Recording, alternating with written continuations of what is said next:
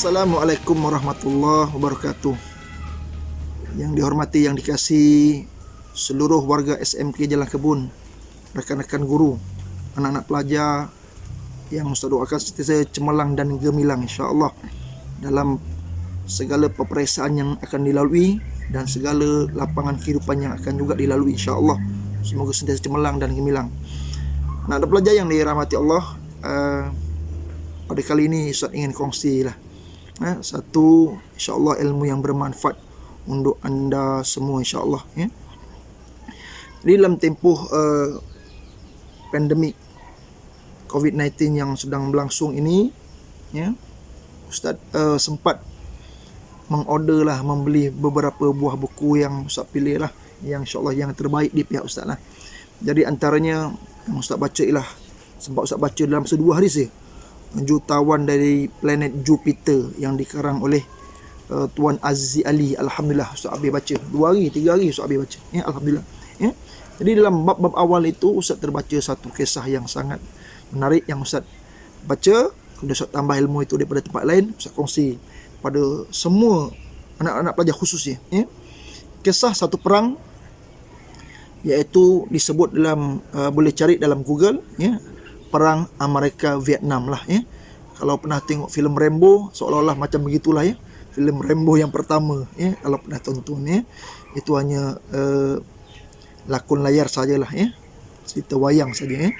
Tapi dia ada kisah sebenar ya. Perang Amerika Vietnam ini perang yang berlaku yang sebenar, berlaku selama hampir 20 tahun, secara tepatnya 19 tahun lebih, antara Amerika dan sekutunya Vietnam Selatan menentang tentera Vietnam Utara, tentera Vietcong ya. Amerika Selatan di Saigon, Amerika ketuanya menentang tentera Vietnam Utara di Hanoi, ibu kota mereka di Hanoi ya. Perang yang berlaku selama berapa tahun? 19 tahun. Secara teorinya, seandainya kita membaca dan melihat sejarah perang ini, sepatutnya dengan segala sumber kekuatan yang ada pada tentera Amerika dari segi bilangan tentera, kekuatan senjata, teknologi moden, sumber keuangan dan segala-galanya, dalam keadaan Amerika berada di kemuncak kehebatan ketika itu, secara teorinya sepatutnya Amerika boleh menghancurkan, mengalahkan tentera Vietnam Utara, tentera Vietcong ini dalam hanya makan beberapa masa yang pendek saja, hanya beberapa bulan saja, tidak perlu 20 tahun ya. Ikut teori dengan fizikal yang ada pada kedua-dua pihak ketika itu. Namun demikian, perang ini berlanjutan agak panjang, 19 tahun. Walaupun tentera Amerika ini berjaya mengalami kemenangan demi kemenangan yang besar ya. Tentera utara ini tewas, malah beberapa kali tewas. Dianggarkan, disebut dalam sejarah, tentera utara ini mengalami 1 juta korban nyawa, ataupun hingga 2 juta korban nyawa, dan lebih 3 juta tentera yang cedera. Adapun di pihak Amerika, tentera Amerika hanya mengalami kira-kira 600,000 tentera saja. Namun mereka mengalami kerugian, kos perang ini berbilion dolar Amerika ya. Oleh kerana itu, pihak Amerika akhirnya selepas berbelas tahun melibatkan diri dalam perang Vietnam ini, mereka akur, mereka mengaku kalah, dan mereka mengambil keputusan untuk menarik diri daripada medan perang di Vietnam ya. Maka betul pada tahun 1973 ya, 2 tahun sebelum perang ini berakhir secara total, Amerika telah mengundurkan diri segala perang ini ya. Maka akhirnya tentera utara tadi, tentera Vietcong ini, yang mereka ini sebenarnya bilangan tentera, kekuatan tentera ini lebih sedikit ya, berbanding tentera Amerika dan tentera Selatan ini. Akhirnya bila Amerika keluar, mereka pun semakin kuat dan mereka berjaya menawar bandar demi bandar di Vietnam, dan akhirnya mereka berjaya menakluk Vietnam Selatan, sehingga kemudian ya, sejarah yang panjang ini ibu kota Vietnam Selatan Hanoi ini akhirnya ditukar dengan sempena nama panglima perang ataupun ikon hebat Vietnam Utara, iaitu Ho Chi Minh. Ya, hebat.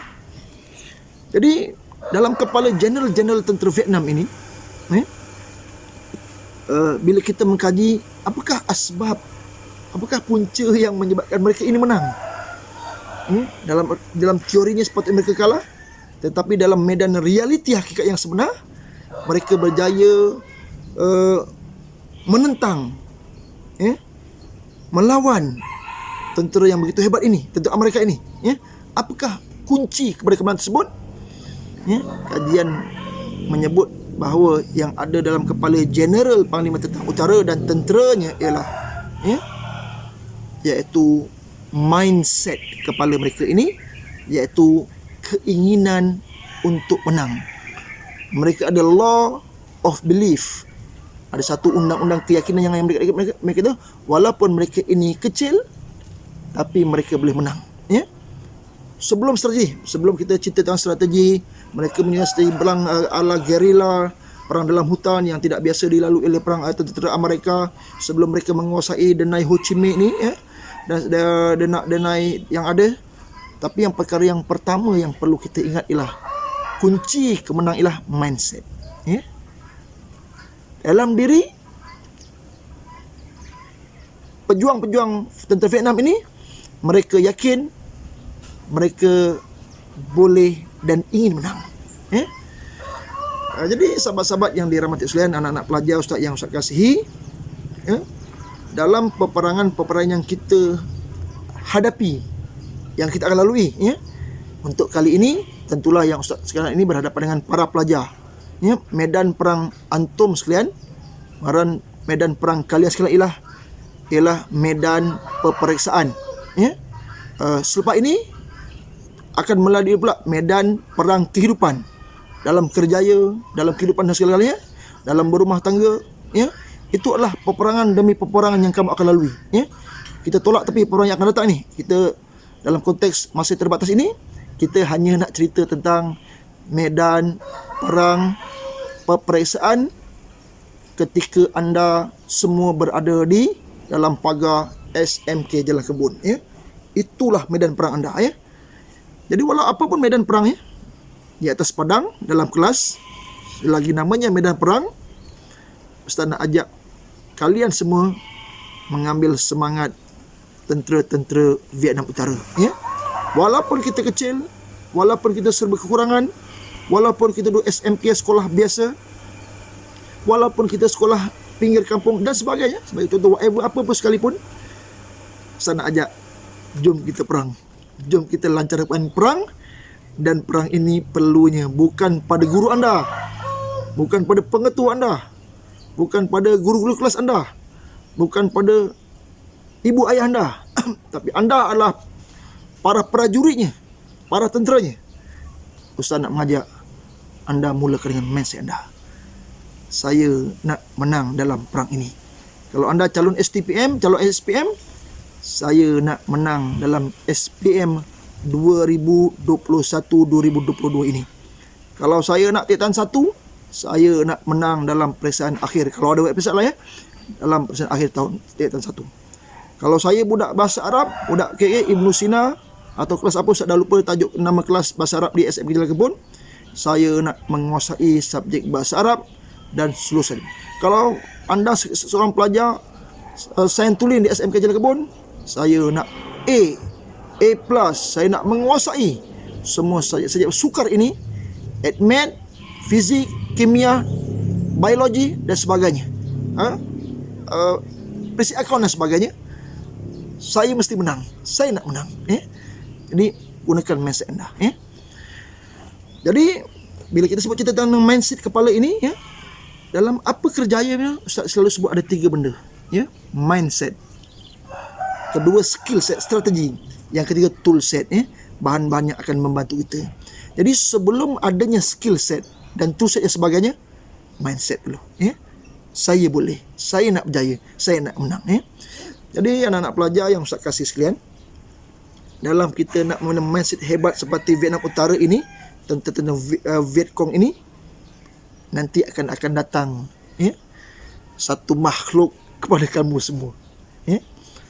Makhluk itu awal-awal Ustaz sebut jenisnya dulu, iaitu satu makhluk yang namanya biawak. Biawak ini selalu datang kepada orang yang nak menang. Dia datang ke mana?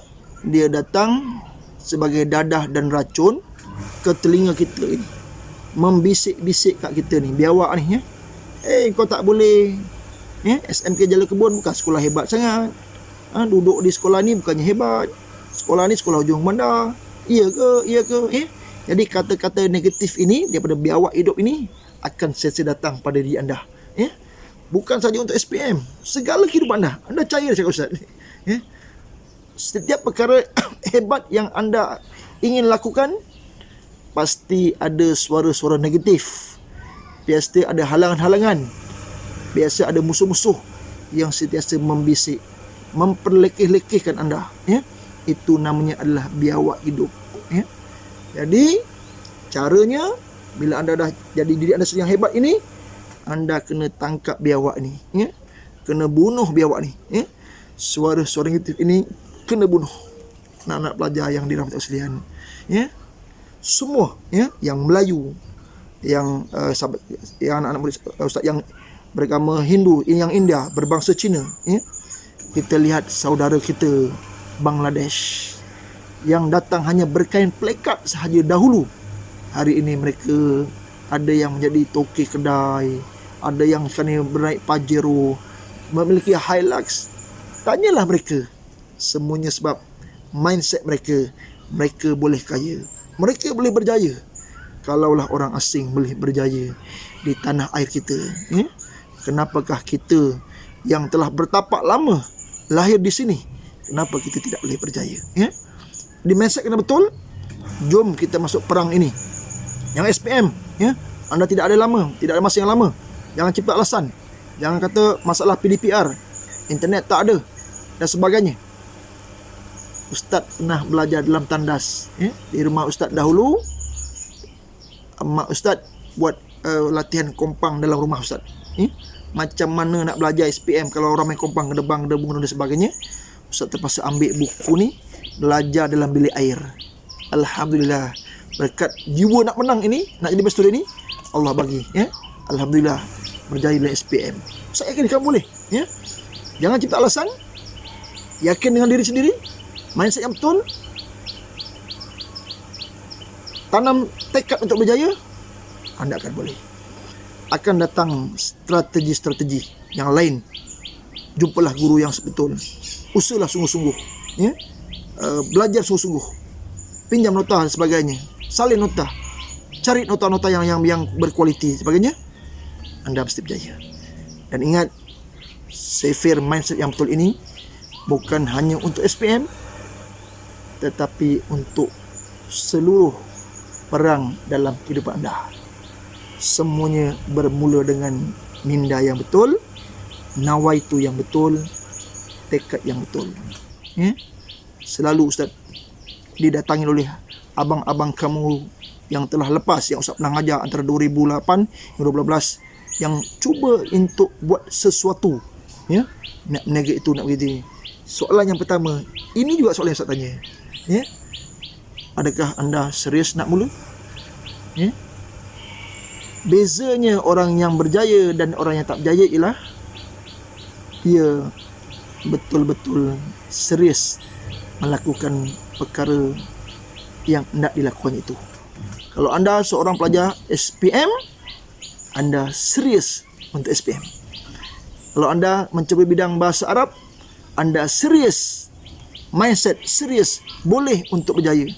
Kalau anda belajar akaun, anda serius untuk menjadi seorang accountant yang hebat. Tak ada halangan yang boleh menghalang anda. Mesti anda berjaya.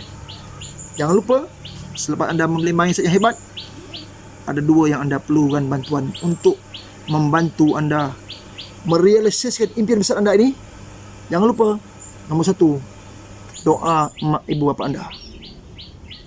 Yang kedua, jangan lupa Tuhan yang sentiasa akan memberikan permintaan orang yang sentiasa meminta-minta. Dekati Tuhan, mohon restu daripada mak ibu anda, dengan mindset yang betul tadi, Ustaz doakan semua pelajar SMP Jalan Kebun akan berjaya dalam apa saja apa yang mereka hidupi, bermula dengan peperiksaan, bermula dengan dalam dunia pelajaran di sekolah, sampailah dalam dunia kehidupan anda yang panjang itu nanti. Terima kasih. Semoga kita sentiasa diizinkan untuk cemerlang dalam segala kehidupan kita, insya-Allah. Salam kasih sayang daripada saya, Dr. Syarul Azmi Sidik.